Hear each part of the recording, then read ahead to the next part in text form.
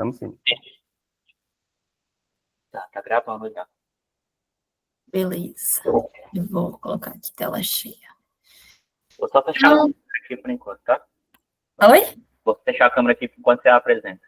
Tá bom. Vocês estão vendo direitinho, né? Vocês estão me vendo também? Sim. Tá bom. É porque eu não vejo a tela do Meet, porque eu só estou com uma tela, né? Então, eu vou começar me apresentando. Boa tarde, meu nome é Esther. Eu sou estudante do 6º período de Engenharia de Software e eu tenho meus estudos focados para a área de Engenharia de Requisitos, Gerenciamento, Engenharia do Conhecimento e Gestão de Projetos dentro da área de Engenharia de Software, né?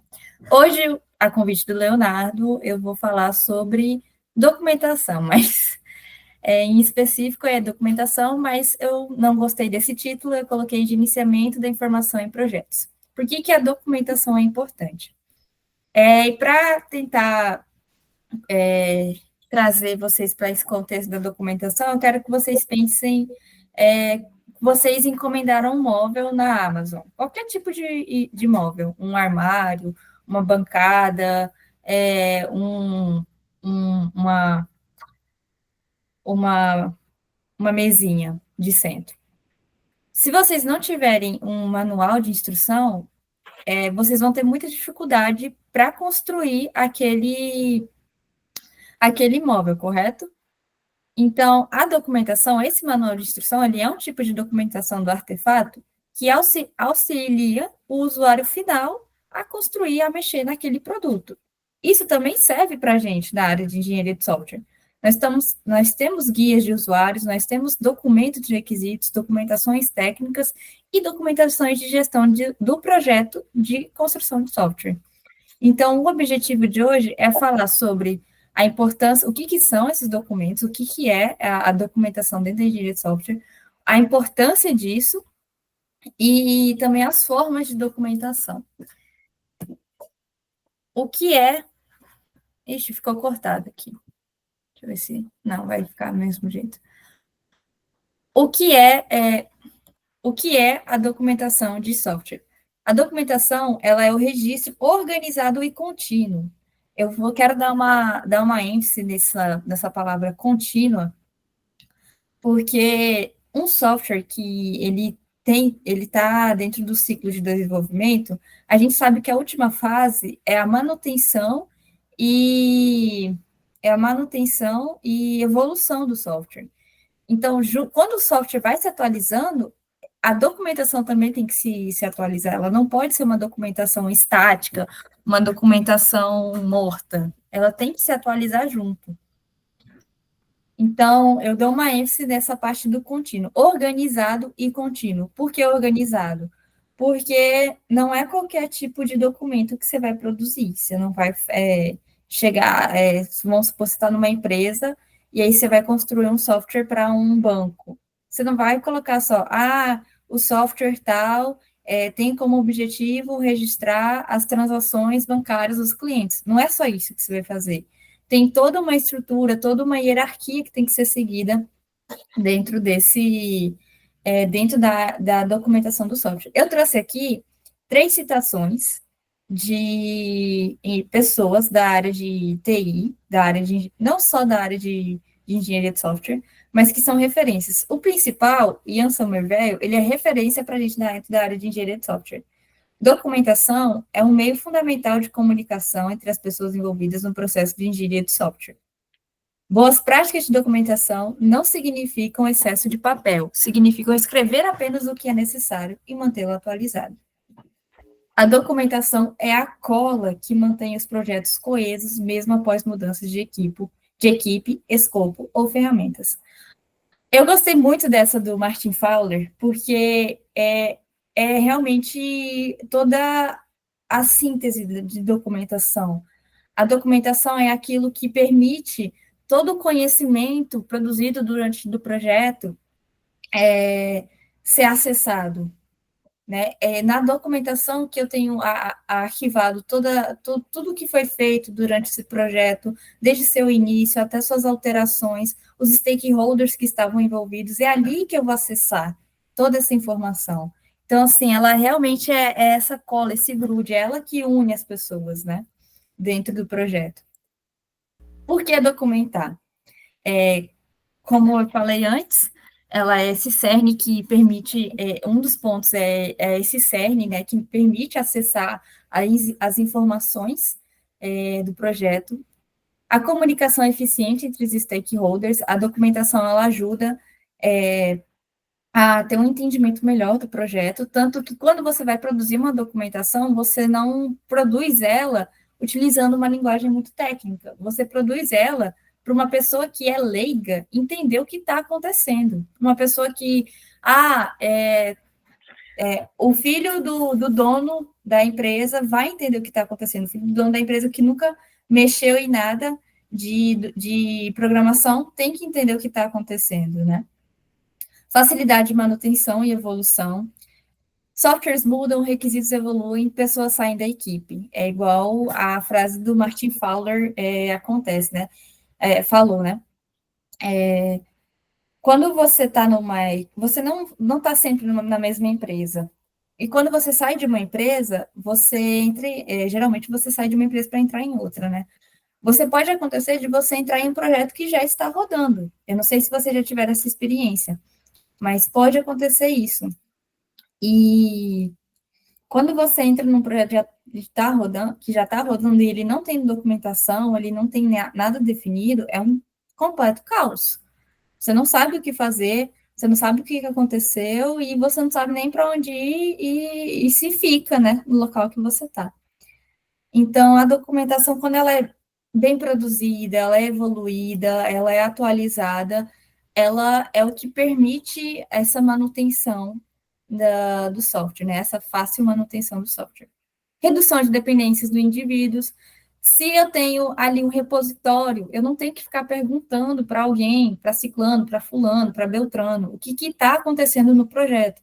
Eu posso só acessar a documentação, ler, e se eu tiver alguma dúvida, aí eu vou num stakeholder responsável. Onboard rápido de novos integrantes, igual eu falei. Se você sai de uma empresa e vai para outra, se essa empresa que você está indo tiver uma boa documentação, é melhor para você você se integrar no projeto. Auditoria, compliance e rastreabilidade. Eu já trabalhei numa empresa em que teve questão de auditoria, né? E a gente tinha toda a documentação do projeto, os requisitos, tudo bem documentado. E isso, para a própria empresa, é uma segurança, né? Se eu tenho tudo documentado, desde o meu escopo do projeto até a minha documentação de API, isso me salva em caso de uma auditoria, né? Inclusive, isso é norma.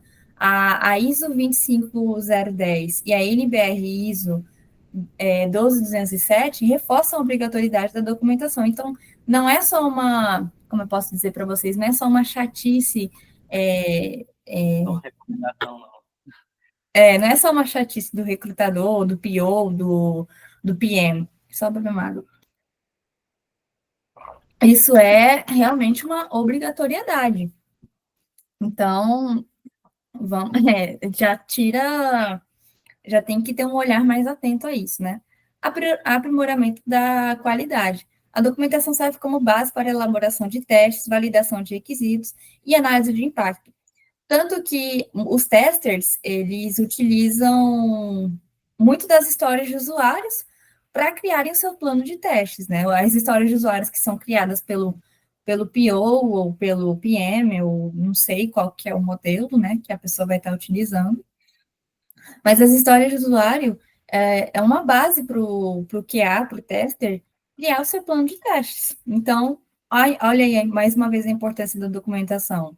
Eu tenho duas pessoas, dois stakeholders, que vão precisar da informação do projeto para continuar com o projeto. Isso, se eu não tiver documentação, é inviável. Agora, vamos lá. O que documentar? Eu coloquei essa imagenzinha aqui, que é bem o que a gente tem que se perguntar quando está documentando. O que a solução faz? Qual a arquitetura da solução? Onde está o código-fonte? Como rodar na minha máquina? Como utilizar a API? Como fazer o deploy da solução? Como consigo ver erros, logs e monitorar a solução? como acesso à aplicação, qual modelagem, quais frameworks, quem usa a solução. Então, quando a gente vai documentar, não é apenas escrever um texto, não é apenas, igual eu falei, assim, colocar, e o software tal é para fazer isso. Não é ser seco. Você tem que ser descritivo na medida certa, porque também você não pode encher linguiça, né? Você realmente descrever todas as funcionalidades do seu software de forma coesa e bem descritiva, você ter todas as suas regras de negócio, requisitos funcionais e não funcionais descritos na documentação de requisitos, é você ter as ferramentas que você utilizou, as APIs, as linguagens que utilizou, as versões das linguagens que você utilizou, porque até as linguagens de programação, elas são atualizadas.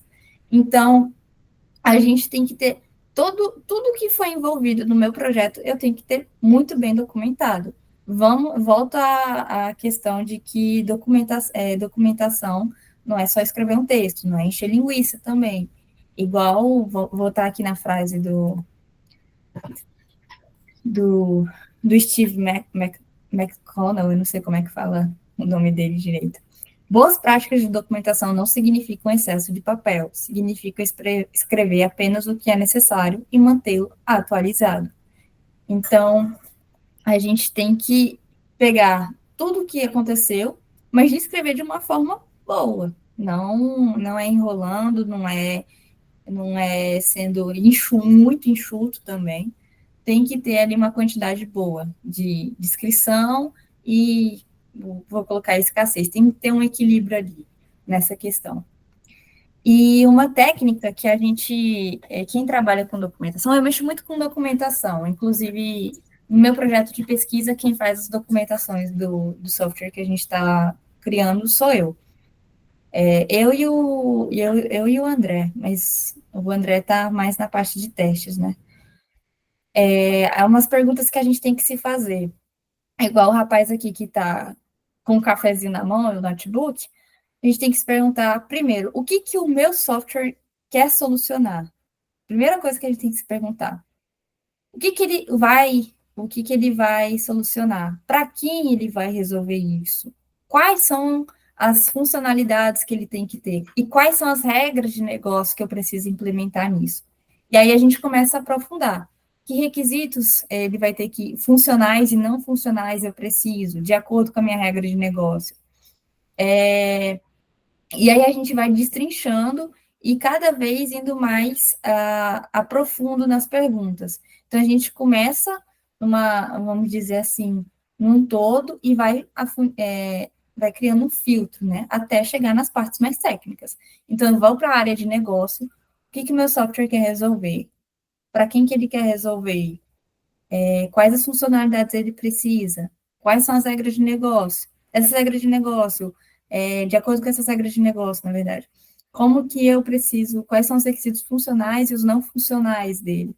Então, a gente vai vendo que a gente vai afunilando, a gente vai saindo da área de negócios e vai caindo mais para a parte técnica. Então, o interessante é sempre fazer isso, você ir pensando, abrir o pensamento e aí sim afunilando. Porque aí você não tem que, quando você vai começar a sua documentação, você não tem que começar falando da linguagem, porque eu usei o Java, a versão mais atual do Java. Qual que é a versão mais atual do Java? 24. É a versão 24 do Java, né?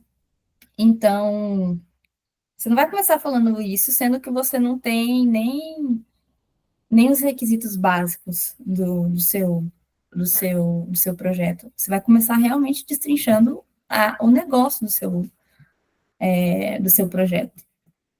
Aí aqui eu coloquei as categorias de artefatos da documentação, né? Imagens do sistema, ou a prototipação, no caso, documentação da base de dados, que também é um outro tipo de documentação, a documentação do software, essa aqui, ele é um subgrupo, tá? Vamos colocar aqui, tem um grupo grande, e aí eu tenho outros grupos aqui, né? Da documentação de todo o projeto. Então, meu projeto inteiro, ele vai me dar uma documentação do software, os principais processos do sistema, o manual do utilizador, a documentação da base de dados e imagem do sistema. Agora, o que que a minha documentação do software, esse subgrupo vai ter?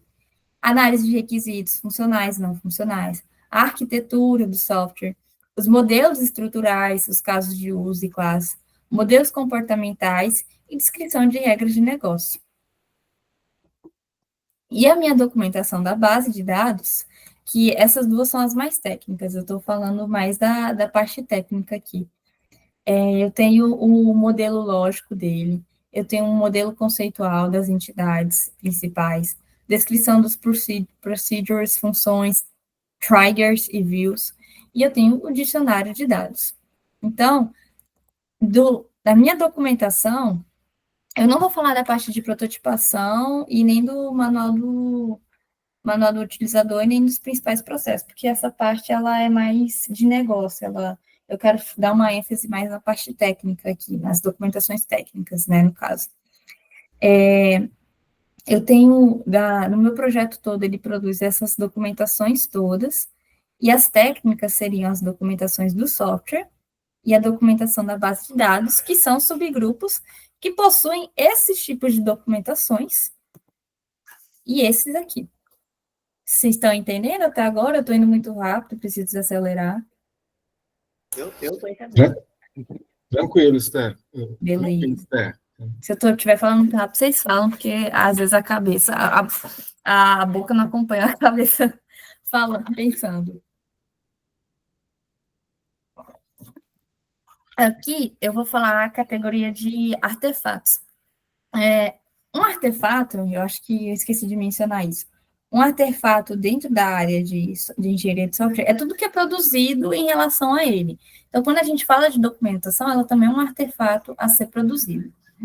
Então, as categorias dos artefatos produzidos dentro da área de documentação são a documentação de requisitos, que eu vou ter visão do produto, requisitos funcionais, requisitos não funcionais, casos de uso ou user stories.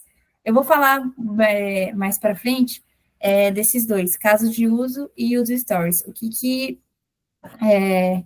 que são eles dois e qual usar e quando usar um e quando usar outro. Então, a minha documentação de requisitos, essa categoria de documentação, eu vou ter todos esses artefatos dentro dela, esses subartefatos dentro dela, e cada uma tem a finalidade diferente. A do produto é a visão geral do sistema, metas, objetivos, os requisitos funcionais e não funcionais. Eu tenho, nos funcionais, funcionalidades esperadas do sistema, e os não funcionais são regras de desempenho, segurança, usabilidade, que casam muito com as regras de negócio também. Eu não coloquei aqui, mas também tem as regras de negócio aqui dentro aqui junto com os requisitos, né? Geralmente, as regras de negócio, elas modelam os requisitos funcionais e principalmente os não funcionais. Os casos de uso, eu tenho a descrição formal de interação entre atores e sistema. Eu gosto de falar que é um desenho, né? Que tem aquela expressão, né? Preciso desenhar para você entender.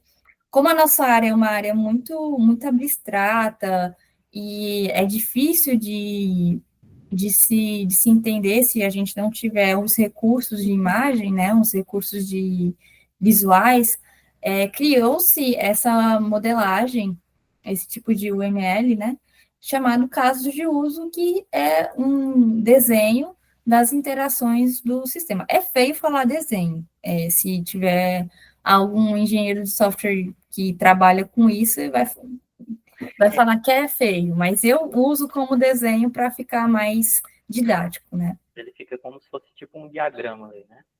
Isso, ele é um diagrama. Isso, correto. E as user stories, que são as funcionalidades descritas sob a ótica do usuário.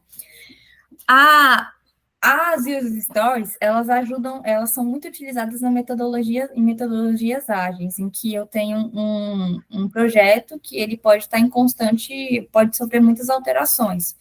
E de acordo com...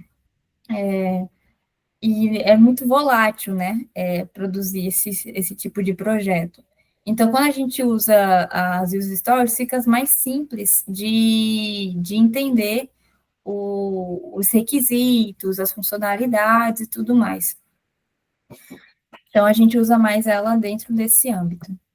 Documentação técnica, arquitetura do sistema, diagramas UML, manual de APIs, padrões de codificação, README e o Wikitécnica, né? Que a gente usa muito no GitHub. E o Wiki, geralmente, quem cria mais quem é líder de comunidades técnicas e tudo mais. Arquitetura do sistema, eu vou ter os componentes principais, camadas, integrações, os diagramas, o ML, que não só o de casos de uso, mas eu tenho de classes. O banco de dados também entra com o diagrama de UML. Se eu não me engano, tem de comportamentos também, entra dentro de diagramas UML. Então, eu tenho uma gama, inclusive eu tenho uma imagem aqui. Ai, como é que abre essa imagem? Aqui. Aqui, diagramas UML. Eles são divididos em tipos estruturais e comportamentais. O diagrama de casos de uso, ele é comportamental, porque ele vai falar da interação do usuário com o sistema. Ele mapeia isso para entender como que é essa interação do usuário com o sistema. Enquanto os diagramas estruturais vai estar diagrama de objetos, de classe, de pacote, de estrutura composta, diagramas de componentes, diagrama de implantação. Então, eu tenho toda essa gama de diagramas que são produzidos, que são chamados de diagramas de UML, né? Eu não lembro, UML é Unified Model Language, linguagem unificada de modelagem. Ela foi uma linguagem criada para padronizar a questão de documentação dentro da área de TI. O manual de APIs, como que a API está funcionando dentro da nossa aplicação, o que ela está consumindo, como que ela está consumindo, qual tipo de resposta que ela tem que dar, o tipo de... a API em si, né, o nome da API, qual que é a API que você utilizou, onde você pegou ela, se você não está consumindo uma API pública, como que você construiu ela, né? Então, tem toda essa questão. Aqui, Aí eu queria só deixar claro que a gente vai usar esse swag aí na nossa API pro pessoal. Vai ficar bem legal. legal. Quando a gente usa Então, é bom. não trouxe correto. Quando a gente está no nosso sistema, fazendo uma API, né? Imagina que você tem uma API, você não sabe você recebe uma API, você não sabe o que está acontecendo ali. Aí você não sabe onde está os endpoints, qual é os métodos permitidos, o que acontece, e aí, qual o tipo de resposta você tem que enviar e qual o tipo de resposta você espera receber. O Swagger, ele é maravilhoso nisso, porque você simplesmente coloca no sistema, ele mapeia todos os endpoints sozinho, você não precisa configurar nada. Só importa ele nesse projeto e ele já faz tudo isso pra gente. Muito...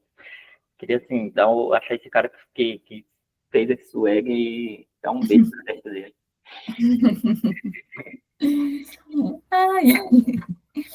Padrões de codificação. Eu acho que padrões de codificação, na minha opinião, né? Eu, uma mera estudante, creio que padrões de codificação entram dentro de arquitetura do sistema, porque quando a gente vai codar, a gente utiliza muito de boas práticas, né? Que geralmente nossa maior referência é eu esqueci o nome dele. Coach. É o Code Clean, é o autor de Code Clean. Code Clean. Que é o Clean Coach. Código Limpo. Esqueci o nome do autor. Aqui, ó, Robert C. Mark. O pessoal brinca de tio Robert, né? É o tio Robert. Ele é a nossa maior referência na área de padrões de codificação. Como que eu devo declarar uma variável? Como que eu devo espaçar espaçar não, como que eu devo manter a minha indentação, os comentários no código, devo comentar, devo não comentar no meu código. Então, todas essas práticas estão dentro de padrões de codificação. Eu colocaria padrões de codificação dentro de arquitetura do sistema, porque se a gente vai utilizar uma arquitetura, a gente tem que codar de um jeito, se a gente vai utilizar outra arquitetura, a gente vai codar de um outro jeito.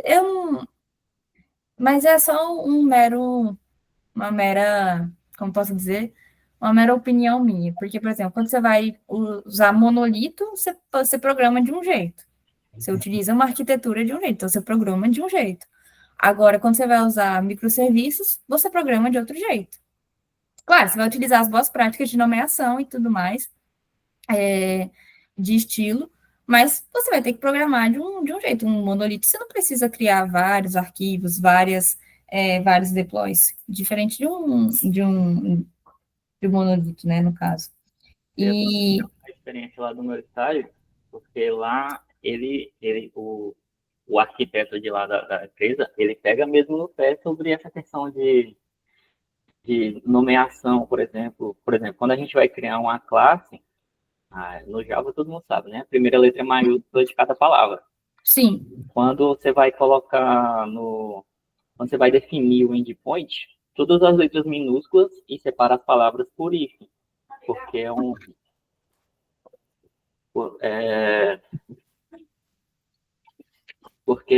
porque por hífen é o jeito que fica lá na URL. Uhum. Você vai criar um nome de pastas, é tudo minúsculo, independente se for várias palavras. Tudo fica. Uhum. E aí ele pega mesmo no pé com essa questão, e sempre é importante seguir as práticas que já existem lá, não ficar inventando coisa.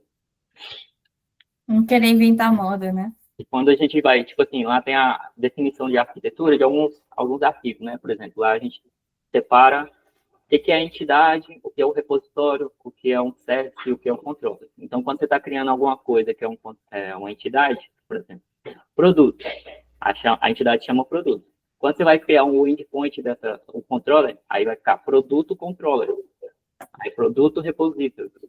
Segue esse padrão. Sim, interessante você falar isso, Leonardo, que aí retifica o que eu estou falando, né? Que eu considero padrões de codificação dentro da arquitetura.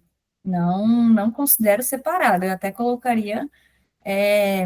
colocaria isso aqui, padrões de codificação. Mas o autor que eu peguei isso usou assim, então deixo assim, né?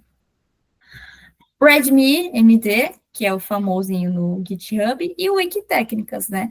Geralmente, as wikis produzem mais pessoas que têm comunidades ou estão fazendo projetos pessoais, utilizam as wikis, né? Então, e Redmi são mais quando a gente sobe um repositório, né? Então, a gente tem todas as orientações sobre configuração, sobre como baixar aquilo, sobre como executar o nosso programa, né?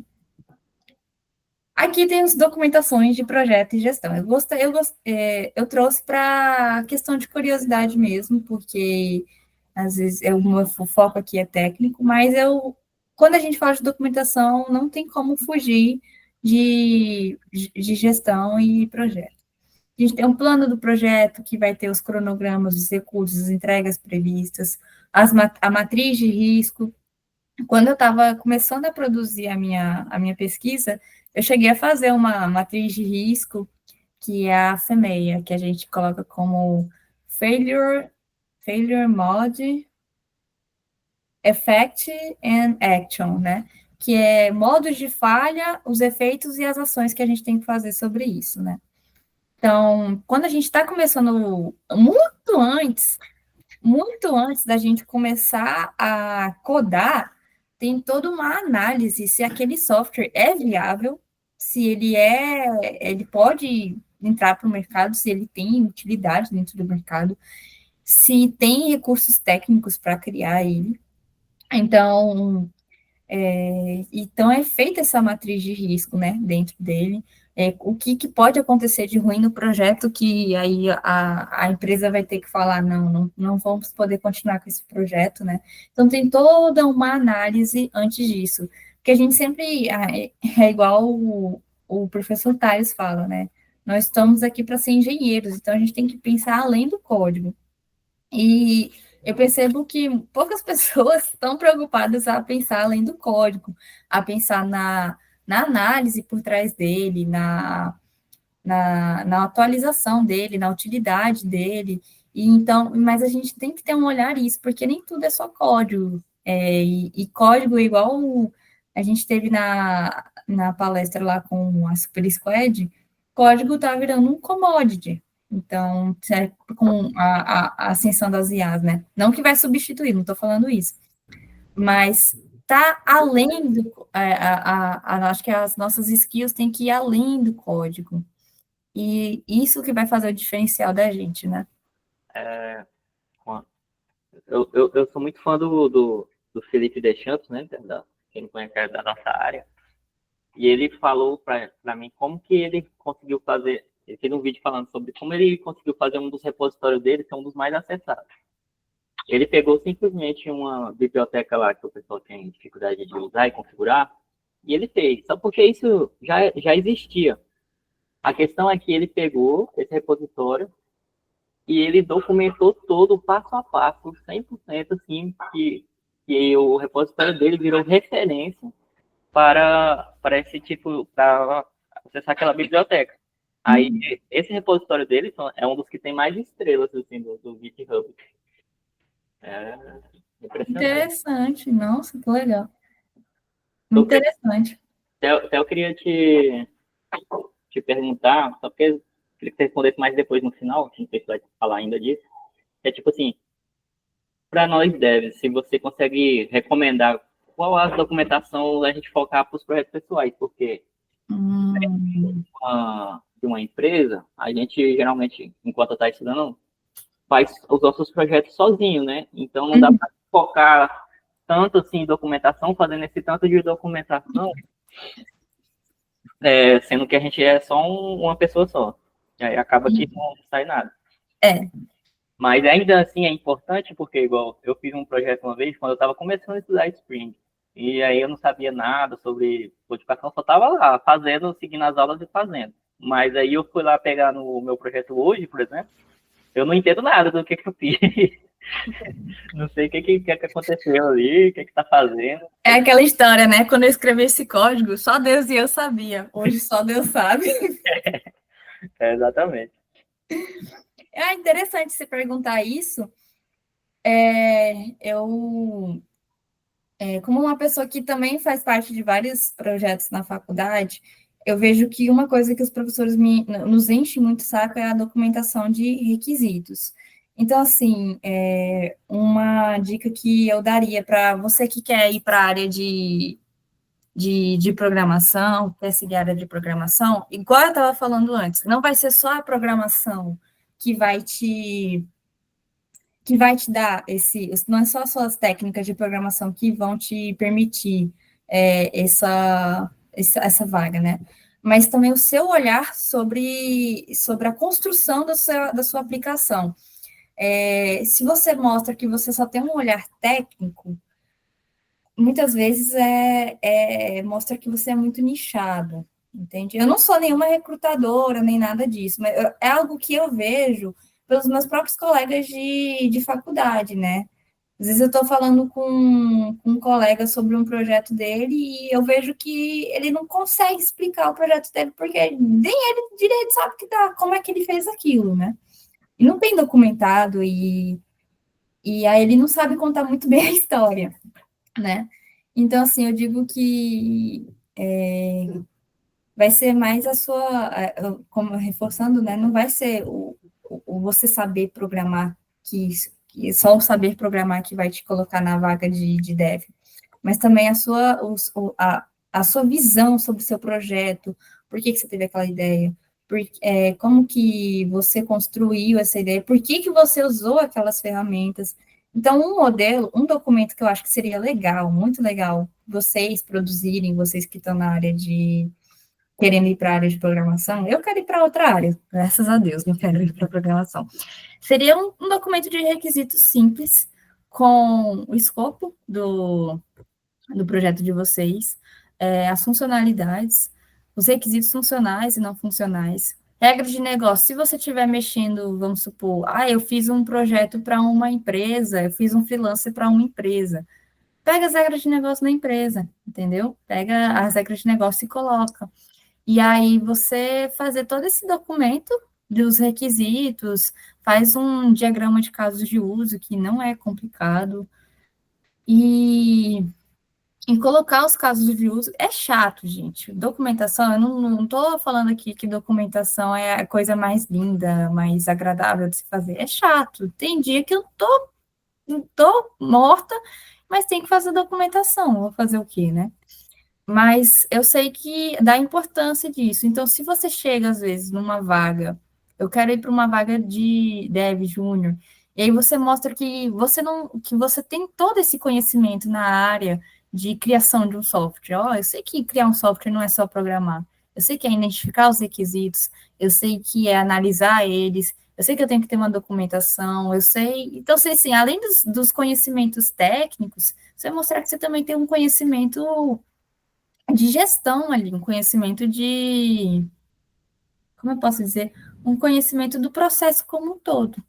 Isso ajuda muito, né? E quem é dev sênior, ele tem um conhecimento como um todo do nosso, da criação do software. Inclusive, um dos motivos de eu te chamar é porque, assim, quando a gente está codificando e a gente pensa em documentar, até o nosso pensamento sobre como a gente vai codificar já é diferente. Isso, com Então, certeza. se a gente sair só codando aqui como doido e pensando, a gente não faz uma coisa estruturada, bem feita. A gente já pensa quando está fazendo uma função ali, um método, e tipo assim, como que outra pessoa vai enxergar isso e vai entender? Uhum. E se não entender, eu já escrevo um comentário ali, eu já boto isso acrescento lá na regra de negócio, e é assim por diante. Uhum. É igual a documentação, você tem que escrever igual o seu código, né? Para uma pessoa leiga também entender. Porque geralmente quando você for concorrer para uma vaga de dev, a primeira coisa quem vai te olhar primeiro não é um recrutar, não é um dev. O dev vai fazer depois, com a entrevista técnica e tudo mais. Vai ser uma pessoa de recursos humanos, um RH, que às vezes nunca mexeu num código na vida. Mas aí ela vai olhar, mas aí o recrutador pode olhar assim que você realmente se empenhou naquele projeto, que você teve uma visão diferente, que não foi só o conhecimento técnico, mas um conhecimento também de todo o processo.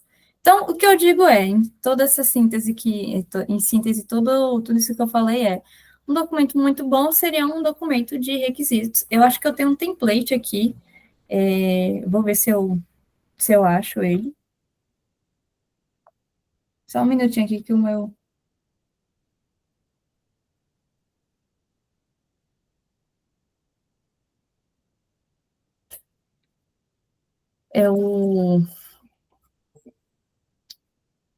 Em síntese, é você criar um documento com esses requisitos funcionais e não funcionais e conseguir mostrar toda a sua preparação, toda a sua preocupação em construção dessa aplicação, né? Eu vou ver se eu acho esse modelo. Eu não sei se ele está aqui ou se estava lá no meu repositório que minha mãe tirou o computador da tomada. Atas de reunião, decisões, todo mundo vai fazer parte das reuniões de decisão. E o backlog do produto, que quem cria é o PO e quem gerencia é o PO, que é uma lista priorizada de funcionalidades a serem desenvolvidas. O backlog do produto, você só vai ter contato se você trabalhar em empresas que utilizam a metodologia Scrum. Alguém está com alguma dúvida ou quer fazer algum comentário? Ou está tranquilo? Às vezes, do jeito que a Esther falou, né? Às vezes nem quem fez vai saber, imagina quem não fez, né? Quem chegou no sistema lá para dar manutenção. Se a pessoa que fez não vai saber, nem ela vai saber, imagina quem não fez, né? É isso mesmo, Verdade. né? É muito importante mesmo. É isso aí, valeu, Esther. Tranquilo. Valeu, professor.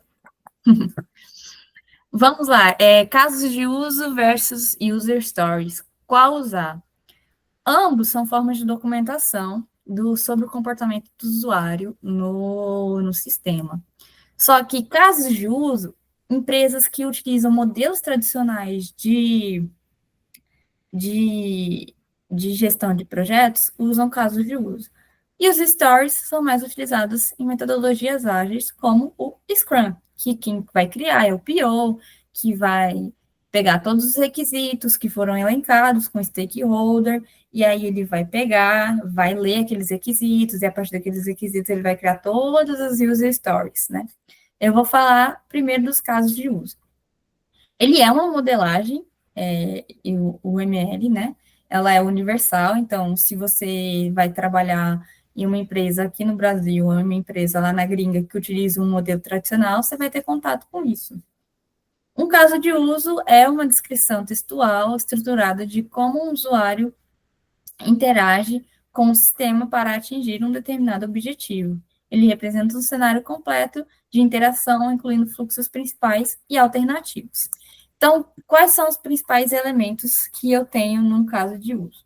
Aqui não está, na minha imagem eu não consegui mostrar, mas eu vou ter aqui em volta, eu vou ter um quadrado, um retângulo, delimitando o sistema. Então, eu vou ter geralmente aqui um quadrado, geralmente não, sempre eu vou ter um quadrado aqui, um retângulo, seja o que for, delimitando a área do sistema, e em cima dele eu vou ter escrito sistema ou o nome do sistema. Então, se é um sistema bancário, vai ter sistema bancário. Se é um sistema de médico, vai ter sistema médico. E aqui eu tenho os atores do meu sistema. Nesse caso, ele está colocando o próprio sistema como um ator. Então, o sistema ele vai ter alguma funcionalidade que quem faz não é o usuário em si, é o sistema, né? Então, eu tenho aqui colaborador e administrador. É importante todos os atores terem nomes, tá? Isso é uma regra. Todo ator tem que ter nome. Então, eu tenho um colaborador, eu tenho um administrador e eu tenho o sistema. Eles são os meus atores no meu sistema. Eles vão mexer com algumas funcionalidades. Essas elipses aqui, a gente chama de eventos. São as ações que o meu usuário pode fazer. Então, esse aqui, ele pode registrar ponto de trabalho e visualizar histórico de registros. Esse aqui pode cadastrar digitais, desativar digital do colaborador desligado da empresa e configurar o horário de trabalho dos colaboradores. E o meu sistema pode imprimir comprovante de registro de ponto. Então, essa aqui é a ação do meu sistema, essa aqui são as ações do meu colaborador, e essas aqui são as ações do meu administrador. Esses traços, vocês estão vendo que tem diferença, né? Eu tenho um traço contínuo e um traço todo pontilhado. Essas aqui são as relações dos eventos. Quando ele é assim, contínuo, quer dizer que o usuário pode fazer independente. Então, eu posso registrar ponto de trabalho ou então visualizar histórico de registro. Ou eu posso só visualizar histórico de registro ou só registrar ponto de trabalho, são independentes uma da outra. Agora, aqui, registrar ponto de trabalho, após eu registrar meu ponto de trabalho, eu posso também imprimir um comprovante de registro de ponto. Esse aqui só pode acontecer se esse aqui for requisitar, se esse aqui requisitar, né? Só pode acontecer após esse aqui. Ele é um extended. Pensa assim, para explicar melhor. Quando você vai no caixa, né? E aí você paga uma conta, e a mulher fala, você quer só via? Aí você fala, não, mas você pode falar sim. Aí coloca essa ação de você querer só via, você imprimir só via, é uma ação extended, que você pode ou não querer fazer. Então, o meu usuário aqui, o meu colaborador, pode ou não querer imprimir o comprovante de registro de ponto. Agora, o administrador, ele pode cadastrar digitais, Ele pode cadastrar uma digital, desativar o colaborador desligado da empresa e configurar o horário de trabalho dos colaboradores. Ele pode fazer essas ações independentes. O que é interessante observar aqui, o meu colaborador ele não pode cadastrar digitais. E também não pode desativar uma digital e nem configurar horário de trabalho. O meu administrador não pode registrar trabalho de ponto e nem visualizar histórico de registros. Então, aqui eu também tenho as delimitações das funcionalidades de cada ator. Vocês estão entendendo? Estão tendo alguma dúvida? Tranquilo. Tranquilo, né? Então, é assim. Essa aqui é uma modelagem, é um diagrama de casos de uso. Muitas empresas que utilizam modelos tradicionais de gestão de projetos utilizam ela. Além do diagrama, a gente tem as descrições do caso de uso, onde eu tenho o caso de uso, o número e o nome, eu tenho a descrição o objetivo desse caso de uso, quem são os atores que vão participar, as pré-condições, o que o meu usuário tem que ter feito para poder fazer essa funcionalidade. Fluxo principal, os fluxos alternativos são os fluxos extended aqui. E os fluxos de exceção são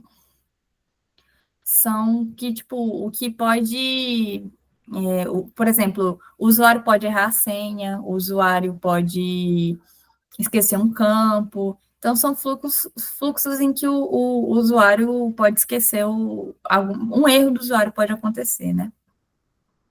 Pós-condições é o estado em que o sistema deve apresentar após a execução deste caso de uso. É igual quando a gente vai fazer um Pix. A gente fez o Pix, minha pós-condição é mostrar a tela do comprovante desse Pix. Então, isso é a pós-condição. Vocês estão entendendo essa parte? Está tranquilo. Beleza. Aqui eu trouxe um exemplo, né, do diagrama lá que eu mostrei. Registrar ponto de trabalho. Este caso de uso descreve a interação dos colaboradores com o sistema para o registro do ponto de trabalho, seja entrada ou saída do trabalho. Os atores que vão fazer, o colaborador, pré-condições. A digital do colaborador deve ter sido previamente cadastrada. Fluxo principal.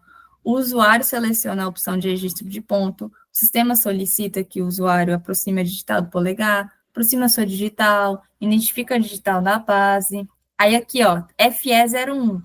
Isso aqui está indicando que tem um fluxo de exceção, que essa funcionalidade, essa parte aqui, esse processo aqui pode dar um erro, pode acabar dando um erro.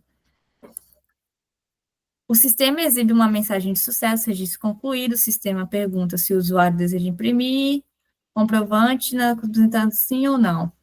O usuário seleciona a opção não, FA01, que é um alternativo da escolha do usuário. O que acontece na escolha da opção não. E fim do caso de uso. Então, vocês estão vendo que ele é bem descritivozinho, bem passo a passo, como uma receitinha de bolo aqui. O fluxo de exceção, eu vou explicar aqui para vocês. Digital não encontrada na base. Lembra que eu falei que pode ser um erro do usuário, pode ser também um erro do sistema, né? Algum erro aí no processo. O sistema não identificando a digital na base, o sistema solicita que o colaborador solicite o cadastro da digital com seu administrador, fim do caso de uso. Então, quando a gente identifica que em algum processo pode dar algum erro, o usuário pode errar, o próprio sistema pode ter alguma falha, a gente mapeia um fluxo de exceção, que aí não é um fluxo, digamos assim, esperado que se aconteça, mas pode acontecer. Agora, um fluxo alternativo, ele é esperado que aconteça, porque eu coloquei as opções sim e não para o meu usuário. Então, ele pode escolher sim, imprimir o comprovante, eu colocaria até aqui dois FAs, né? O FA01 e o FA02, que eu colocaria Se ele colocar sim, ele vai imprimir o comprovante de registro. Se ele colocar não, ele não vai imprimir. Então, a diferença do fluxo alternativo e o de exceção é esse. O fluxo alternativo, eu espero, eu já tenho essa funcionalidade colocada no sistema, só que eu peço para o meu usuário escolher se ele vai fazer ou não. É igual quando faz o Pix.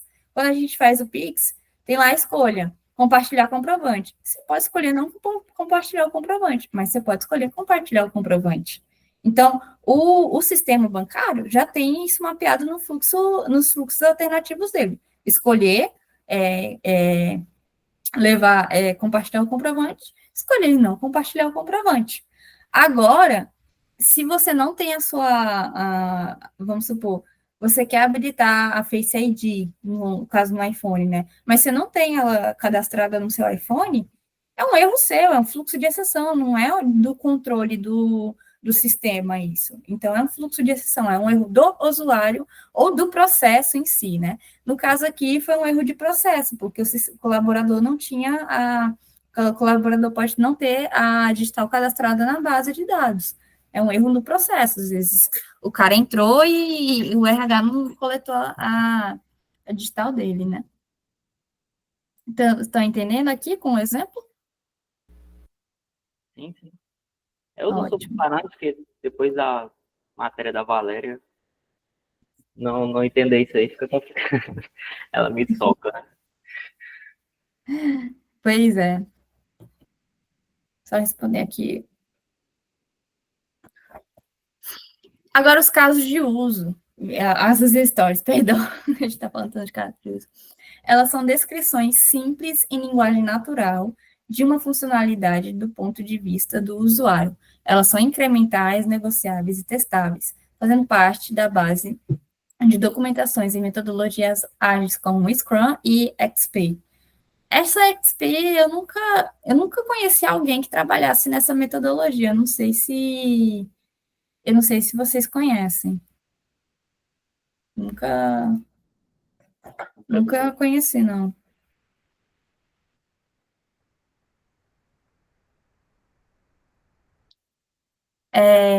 Tá. As principais características de uma história de usuário estão nesse acrônimo aqui, INVEST. Elas têm que ser independentes, devem ser negociáveis, devem agregar valor para o cliente, deve ser possível estimá-la e deve ser pequena e testável. Desculpa, é porque passou um negócio aqui atrás, aí eu acabei me distraindo. O que é ela ser independente? Uma história de usuário não depende da outra, nessa questão. Então, tipo, quando você for escrever, o usuário na tela home pode escanear um QR Code. Você não precisa colocar aqui, o usuário tem que estar logado, porque já assume-se que ele está logado, né? Então, tem toda essa independência entre uma história e outra. Negociável é assim, as histórias de usuários, elas são escritas a partir dos requisitos. Então, pode ser que uma história ou outra, o requisito não seja tão, assim, como posso dizer, não seja possível a equipe técnica produzir, não agregue tanto valor, igual o terceiro tópico aqui, agregar valor. Então, ela tem que ser negociável, se vai ou não ser possível colocar dentro do sistema, né? Estimá-la, deve ser possível estimá-la, é o tempo de produção de uma história de usuário. Quando o PO, ele escreve as histórias de usuário, ele vai sentar com a equipe técnica para que vai produzir isso, eles vão negociar tempo. Essa tarefa aqui, ó, dessa história de usuário aqui, cara, isso daí é umas 5 horas. Não, isso daqui, cara, isso aqui vai me pegar a sprint toda. Então, você tem que ser capaz de conseguir estimar o tempo que você vai ter para fazer com que aquela história de usuário aconteça. Pequenas, elas têm que ser pequenas, porque elas têm que ser, como é uma metodologia rápida, não pode ser algo muito demorado de se fazer e nem de se entender. Então, elas têm que ser pequenas. Testáveis, o que é o testável? Tanto que as histórias de usuários, elas são baseadas em BDD, Behavior Driven Development, que é o development, como é que é? Construção, eu vou colocar construção, mas não é construção. É construção baseada em comportamento, né? Ou seja, eu estou fazendo todos os meus requisitos baseados no comportamento, no ponto de vista do usuário, igual aqui fala. Então, eu tenho que poder mapear um teste em cima dessa história de usuário. Igual eu falei bem no início, que os testers utilizam muito histórias de usuários para fazer os seus planos de testes, para poder validar se tá sendo de acordo ou não com o que o stakeholder ou o PO sugeriu. Então, essas são as características principais das histórias de usuário. Eu não trouxe. Como é que é aqui? Eu não trouxe uma história de usuário em si, mas eu vou até mandar lá no grupo, o Leonardo, as histórias, esse livro aqui, de como que é como que as histórias de usuários funcionam, né? Mas aqui, ó, ele traz muito exemplo. Ó, vamos imaginar, deixa eu colocar só de uma página. Vamos imaginar que você trabalha em um sistema bancário de autoatendimento, um caixa eletrônico. Seu cliente envia para você um e-mail solicitando e explicando como funciona o saque do banco. Olá, precisamos disponibilizar a operação de saque no caixa eletrônico. Segue as regras do banco para saques em caixas eletrônicos. Por questões de segurança, o valor máximo de cada saque é de R$ 800. Os saques só estão liberados entre 6 horas e 22h59, em qualquer dia útil ou não. O saldo do cliente não pode ficar negativo, exceto se ele possuir limite de cheque especial. O cliente jamais poderá ultrapassar seu limite de cheque especial. Deve ser impresso um comprovante de saque ao final da operação, se o cliente desejar. Como você transformaria este e-mail do cliente em uma história de usuário? Segue o exemplo. Sendo um cliente correntista do banco, posso sacar dinheiro em caixas eletrônicos para poder comprar em estabelecimentos que não aceitam cartão de débito. Eu primeiro começo, minhas histórias de usuário, eu sempre primeiro começo com essa estrutura, sendo, posso e para. Eu identifico aqui o usuário sendo um cliente correntista do banco. Eu tenho que ser cliente correntista do banco. Qual que é a funcionalidade que eu posso fazer? Sacar dinheiro em caixas eletrônicos. Para quê? Poder comprar em estabelecimentos que não aceitam cartão de débito. Nesse caso, essa aqui é uma ação que não depende do sistema, mas pode ser uma ação que dependa do sistema. Por exemplo, sendo um cliente do Banco do Brasil, posso criar uma conta digital no aplicativo para poder utilizar o sistema, para poder realizar transações digitais de pagamento. Entenderam? Aqui foi uma ação que não depende do sistema, mas pode ser que tenha uma ação que dependa do sistema, igual eu acabei de citar. Então, a gente começa identificando o cliente e o que ele pode fazer. E para que ele vai fazer isso, né? E aí a gente entra nos cenários. A gente entra nos cenários das histórias de usuário. Cenário 1, horário limite. Dado que são 5 horas e já estou autenticado no caixa eletrônica, quando solicito sacar R$10, então o sistema apresenta a mensagem: os saques somente são permitidos entre 6 horas e 22h59. E o saque não é realizado. Então, aqui eu já estou pegando os critérios que o meu cliente mandou. Ele falou bem aqui, entre 6 horas e 22h59. O que eu coloquei? Eu coloquei o cenário, dado que são 5 horas da manhã, O que mais que ele colocou? E já estou autenticado no caixa eletrônico. Ele colocou 2 requisitos aqui, que tem que estar, as pré-condições que tem que estar. Quando solicito sacar R$10, uma ação, ele está colocando uma ação que o usuário pode fazer dentro desse sistema. Então, o sistema apresenta a mensagem, os saques somente são permitidos entre 6 horas e 22h59. E o saque não é realizado. O que eu identifiquei aqui? O meu cenário do usuário, o cenário do usuário, o que o usuário quer fazer, o que ele está solicitando fazer, a funcionalidade que ele está requisitando, e a resposta do meu sistema. Então, vocês estão entendendo que primeiro eu identifico aqui o sendo, primeiro eu vou ter, antes de começar os meus cenários, eu primeiro identifico o meu sendo, o meu posso e o meu para.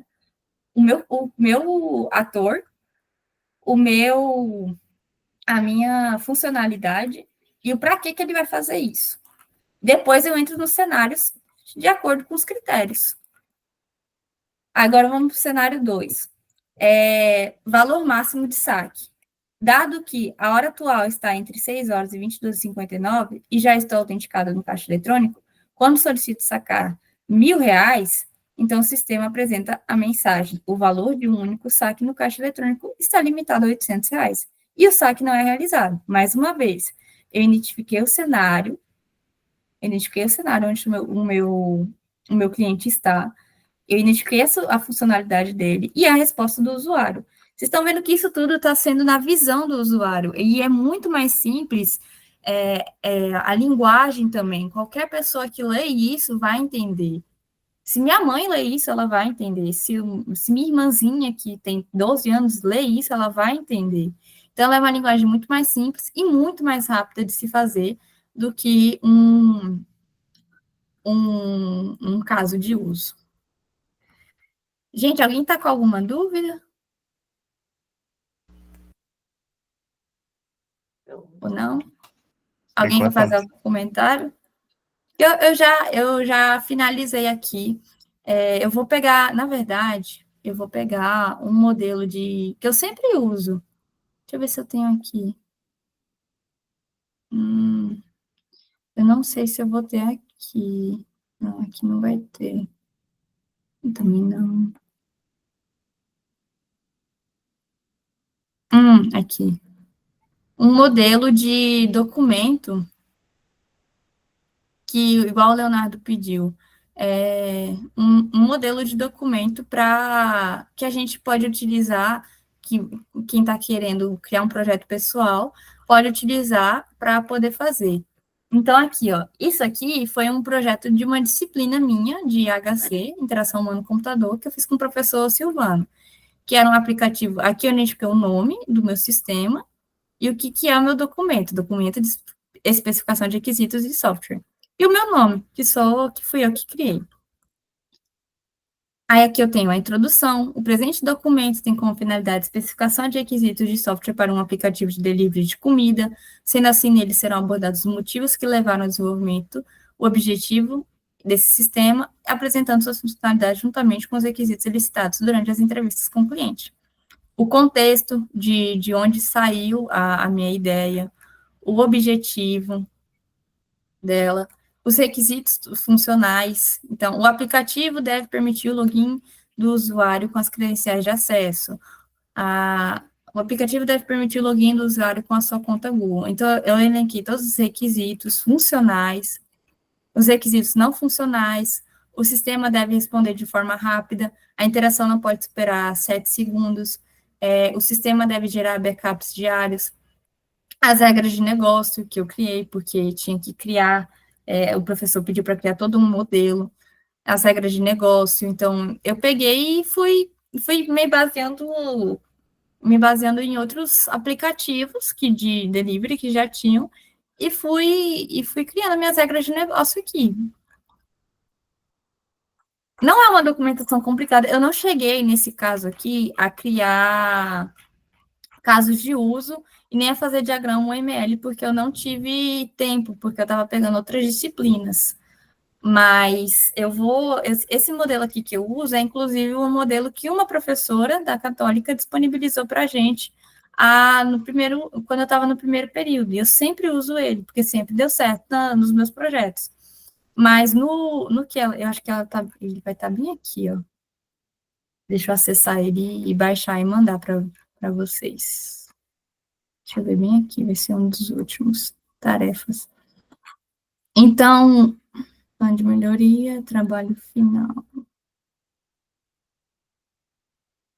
É esse bem aqui. De tortas lá, né? Foi. Esse bem aqui. Esse bem aqui, ó. Ele tem todo explicadinho, ele tá todo explicadinho, o que tem que fazer, onde que tem que... Ó, histórico de revisão tem que ser registrado em um documento. Por que aqui tá... aqui vai ter o sumário dele, os requisitos funcionais. Isso aqui eu não sei quem foi que fez, porque o documento é compartilhado. Então, aqui eu tenho toda aquela estrutura, introdução, contexto, objetivo do sistema, escopo, requisitos funcionais. Aqui, requisitos funcionais, esse aqui. Requisitos funcionais, requisitos, os diagramas de caso de uso. Aqui a gente insere a imagem dos diagramas de caso de uso do sistema. Aqui eu identifico os atores. Aqui eu tenho toda a descrição de casos de uso. No caso, se não fosse casos de uso, aqui seriam as user stories, né, do sistema. Quando é user stories, também não precisa do diagrama, porque o diagrama de casos de uso, ele só é utilizado quando você vai fazer toda a descrição dele. Se você utiliza user stories, você não precisa fazer diagramas de casos de uso e nem a descrição deles, porque um anda junto com o outro. E aí tem o template aqui. Esse template está meio bagunçado. Eu vou baixar ele, porque o que eu tenho aqui, esse aqui que eu estou mostrando para vocês, ele está alterado. Tem algumas partes faltando. Mas eu vou formatar esse aqui e vou mandar lá no grupo para vocês terem uma base de um documento e vocês vão poder utilizar ele no projeto pessoal de vocês. E não é um documento complicado de se escrever e nem muito complexo. E eu queria saber o que vocês acharam, se vocês querem comentar alguma coisa, se vocês têm alguma dúvida. Eu achei bem completo mesmo a aula. Ficou muita coisa, muita informação. Acho que até para quem não sabia nada, nunca pegou matéria de requisitos, vai entender o que vai precisar fazer. Pois é. Alguém me responde, alguém tirou fotos enquanto eu estava falando, porque eu pensei, nossa, eu vou tirar foto para postar no LinkedIn, nem postei, nem tirei. Não tirei. Depois eu pego na gravação e eu tiro. Qualquer coisa tu simula aí, ó, e a gente tira uma foto. Bota numa apresentação ali. Peraí. Deixa eu pegar bem aqui, então. Isso, acho que vou pegar isso bem aqui. Acho que é. Você tira um print, ô Leonardo? Vou tirar aqui, calma aí. Deixa eu só aumentar. Vou ficar estática aqui.